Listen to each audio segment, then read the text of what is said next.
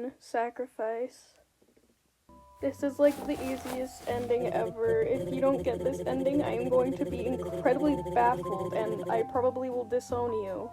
Anyways, so the first thing you want to do when you wake up is actually, you're gonna go back to sleep. Crazy, I know. You just woke up and now you're going back to sleep.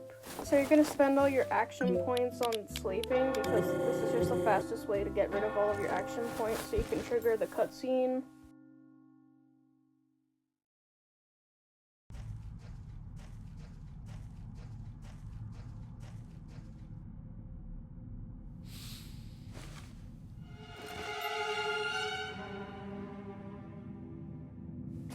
In the cutscene, you're gonna be given 2 options, and you're gonna stab that bastard in the back.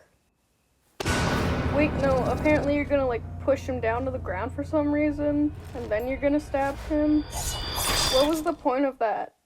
Two Time, you did not have to shove him. There was, like, no point in doing that.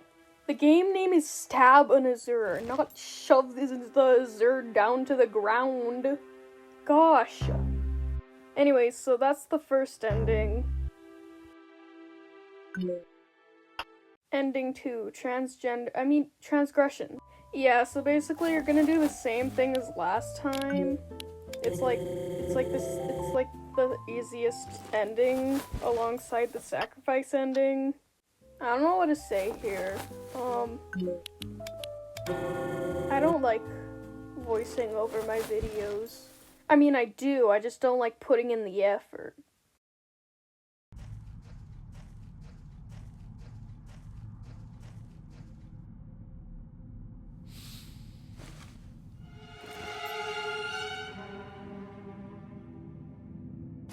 Anyways, so despite the name of the game, you're actually not gonna stab Azure this time.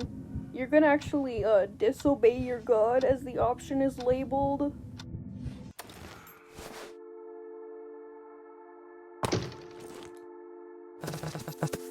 Yeah, silly, hug that guy. Don't cry, though. Don't cry. Stop it. Stop! 2 Time, stop having a mini anxiety attack.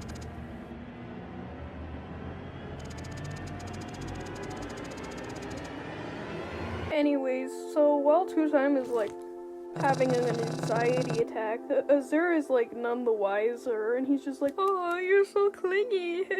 Oh my god, bro, shut up. Anyway, so the behind the scenes after you get this ending, you're both burned alive. Yeah. That's cool. There's your ending. Ending 3, devotion. So instead of immediately going back to sleep, you're actually gonna go help an innocent young child.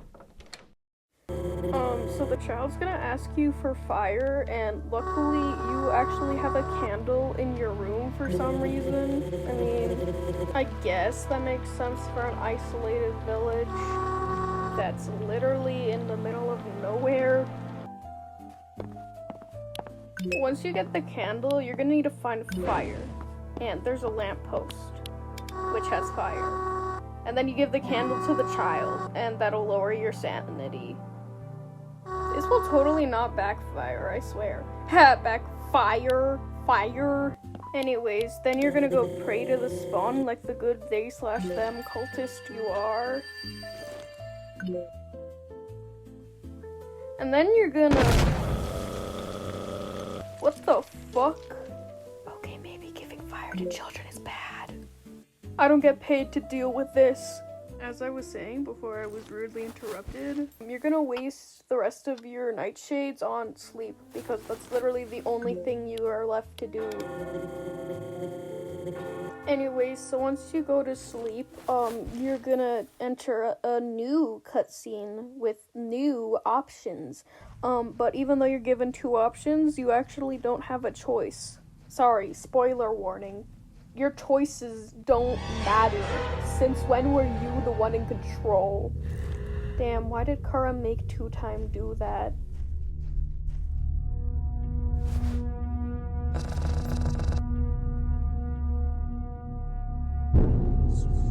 Oh, Oh, also, you're schizophrenic, and so you get whispers in your head.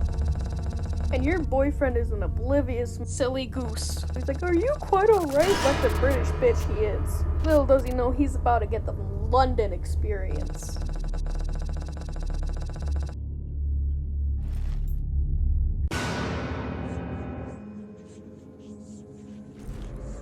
So anyways, the options are either please the spawn or be worthless. And it doesn't matter which one you choose because Two Time is being insane and isn't gonna listen to the player because that's how it works when you're insane. Being insane gives you autonomy. What was that chicken ass scream? Azure, why do you scream like a chicken being beheaded?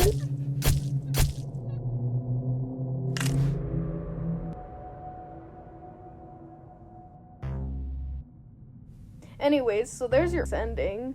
Crazy, right? Ending 4, Traitor.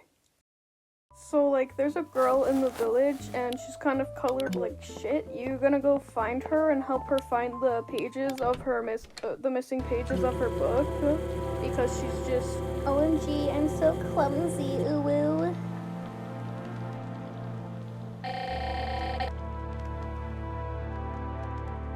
So the first page is gonna be in the cafe somehow. I have no idea how the fuck it got up there. The wind isn't even that bad today. How the fuck did your missing page end up all the way up there?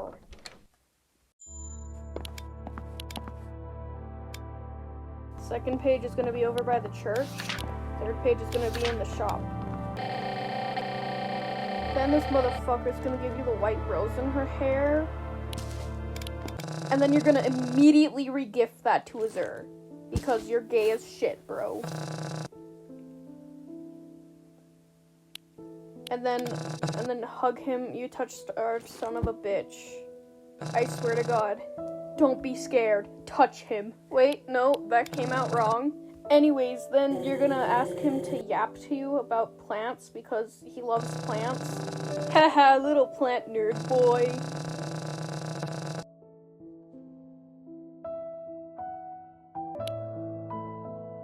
And then you're gonna spend the rest of your action points on sleeping because that's the only thing you can do that doesn't decrease your sanity. And then you activate the cutscene.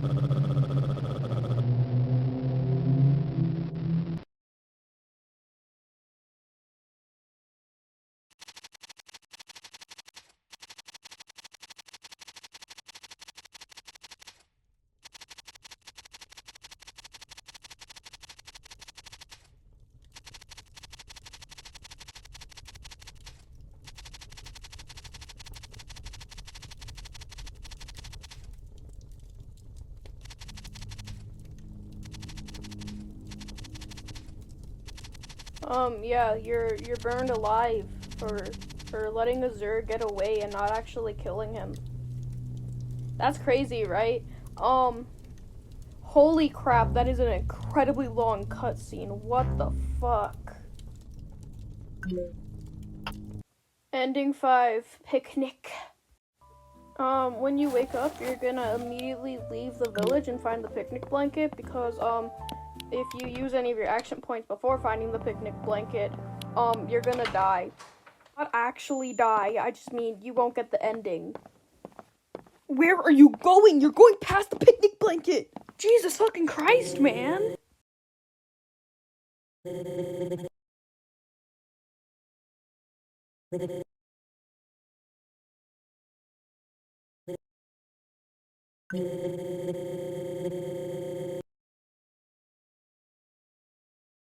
You're gonna gather some money, at least 75, and then buy a sandwich.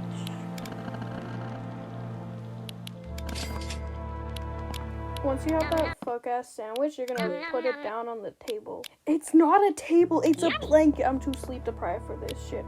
Anyways, next you're gonna buy an apple.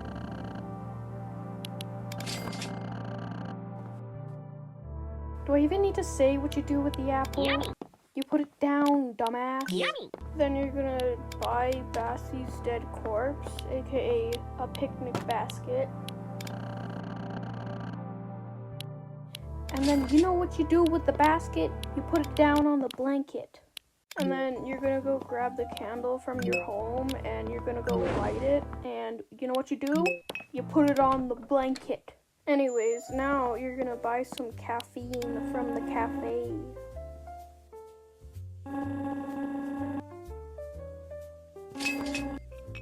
Put the caffeine down on the... Why am I still saying this shit? Anyways, now the final step.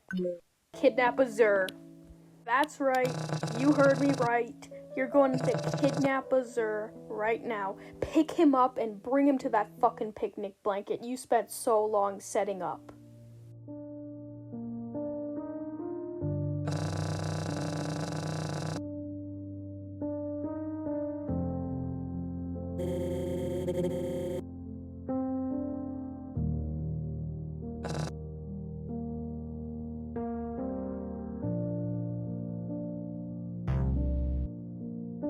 Wait, why did you spend so long on that picnic if you knew you were gonna kill him later anyways? Ending 6, gun. My personal favorite ending. The first step is to get a shit ton of money, and by a shit ton of money, I mean like $75. $75 is nothing in this economy, bro. Anyways, then you're gonna go to the shop and get the gun, and yes, I know it's like $150, but trust me on this. When you try to buy it, the shopkeeper's gonna be like, motherfucker, you don't have enough money. And then he's like, oh, there's not enough money in the game. And so he'll give you the gun for half the price if you give him your dagger as well. Anyways, and then you're gonna go spend the rest of your action points on sleeping because, yeah. And then you activate the cutscene, and this is the best ending ever. Objective fact.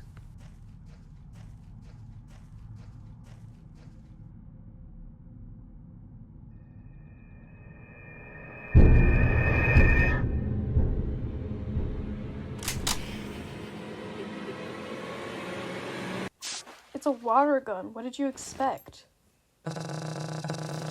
Wait, Azure, what do you mean, here's mine? What the fuck? Azure? Where did you get a gun from?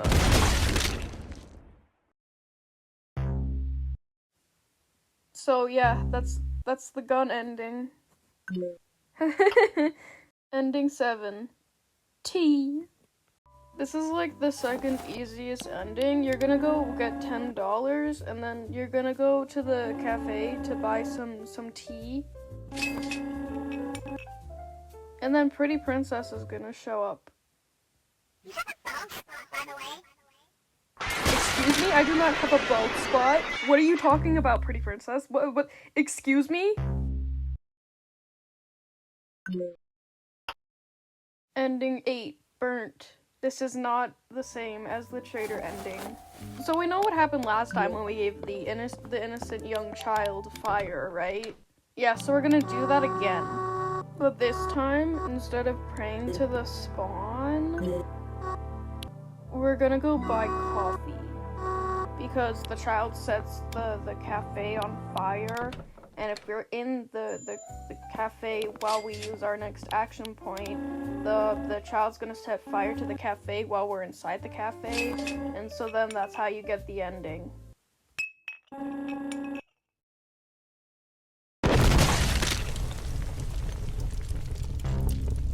Yeah, so I'm pretty sure Two Time is dead now. Ending 9, I don't know how to caption this. So step 1 is to go to the cafe. And then, like, instead of buying coffee or tea, you're actually gonna go to the table and you're gonna sit down. So, yeah, that's how you get the ending. This is like the weirdest ending ever. The gun one is the best. That's not weird at all. Ending 10, shoplifting. Can I talk about how much I hate shoplifting endings? It makes me feel like a bad person. I mean, I am a bad person, but like, I don't like feeling like I'm a bad person. Anyway, so basically to get this ending, you grab anything from the shop and then walk out without paying. And then you get the ending, where this guy scolds you for shoplifting and kills you.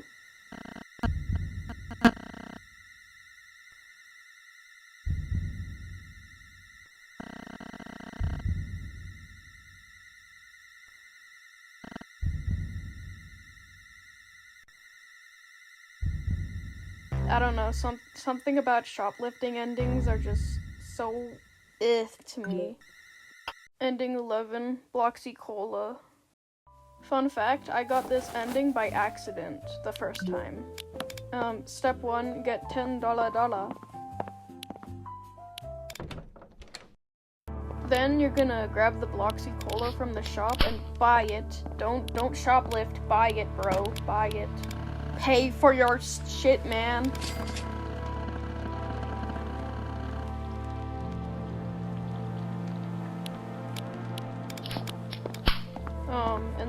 And then you're gonna go drink the Bloxy Cola.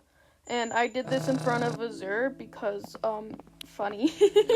I just walk up to him and drink a fucking Bloxy Cola in front of his face. No explanation, no words, no communication, just straight up walking right into his personal bubble and drinking the Bloxy Cola. Ending 12, Dusekkar.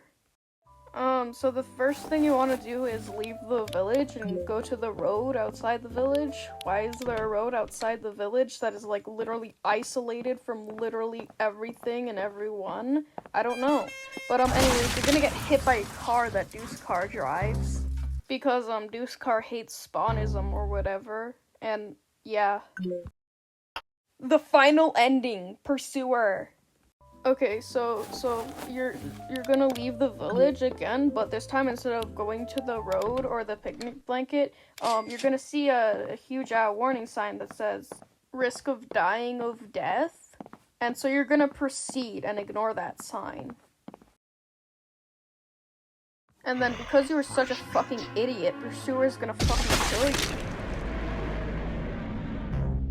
That was the final ending. I'm finally done. Get the fuck off my porch!